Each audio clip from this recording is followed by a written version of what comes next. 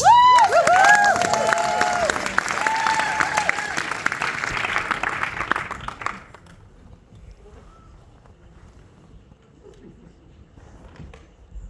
As I stared out at the Mormon women looking back at me, I began to juggle. Now, when you tell people you performed a motivational juggling speech at a Mormon's women's conference, you usually get some questions like, are you Mormon? Are you a professional motivational juggler? Did you lose a bet? The answer to all these questions is no. The real story involves three things. Summer camps, track and field, and one gay lover. Now, in 2019, I was at a summer camp put on by the National Speakers Association because my parents happen to be professional leadership speakers. Yes, that is a thing.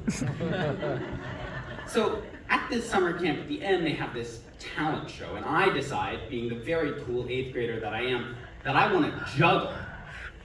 My parents, being my parents, say, okay, you're gonna juggle, right? But what's the message? I said, Mom, it's juggling. The message is watch me juggle.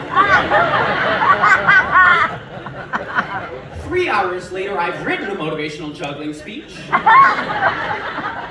The speech goes pretty well, so I put it up on my Instagram to my 200 followers, and forget about it. 3 years later, COVID hits. It's a huge disaster. You guys remember. And I am approached by a friend of one of my middle school friends, Mrs. Fields. Now, Mrs. Fields is the kind of woman you can run into outside of a Weis grocery store and end up talking to for 45 minutes. I know this because it has happened to me on several occasions. Now, Miss Fields comes up to me and she says, Sebastian Hurt, I saw your motivational juggling speech on Instagram, and I want you to do it at my Mormons Women's Conference 1 year from now. 1 year? Before I can express to Miss Fields that I am not, in fact, a Mormon woman, and possibly ill-equipped for this experience, my mother is thanking her for this amazing opportunity. She says, your speech was 20 minutes long, right? A little caught up in the moment at this point. I say, oh yeah, for sure. I checked in later that day. It came around closer to 3 minutes and 42 seconds. Now, you guys are probably thinking, okay, we've had the summer camps and we've had the track meet, but when is this kid gonna get to the gay lover? Don't worry, because we have arrived. In that very same summer of 2022, I started a relationship with a very beautiful young man who we will call Sam. Now, things are going great with Sam, and the plan is to bring him, my gay lover, to the Mormons Conference. In retrospect, I don't know how I thought this was a good idea. But sadly, in the winter of that year, tragedy strikes and me and beautiful Sam break up. Now, the hard part about gay breakups is you're still in the musical together. I'm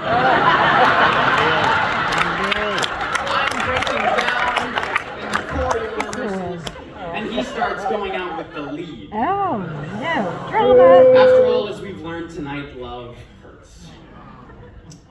But to distract myself from the heartbreak, I throw myself into writing the speech. Long hours after school, juggling training montages, revising and editing the speech over and over again. Taking occasional breaks to cry and express to the world how no one has ever felt the way I do, and no one ever will. Next thing I know, I'm being driven in the backseat of my mom's Subaru to the DoubleTree Hilton to perform. Now, Sebastian Hurt was not what these Mormon women were expecting to see when I got there that day. But I had put in the work. And at the very least, they thought I looked cute with my juggling knives. I thanked Miss Fields and my parents, and I actually felt happy for the first time in a while.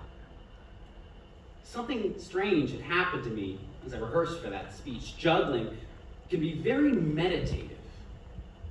And writing a motivational speech really makes you focus on the positive. Examine how you want to live your life. without realizing I'd begun to get over this breakup sadness. So much so that at the end of the musical, we all write little notes to each other, and I was able to write a little note to Sam.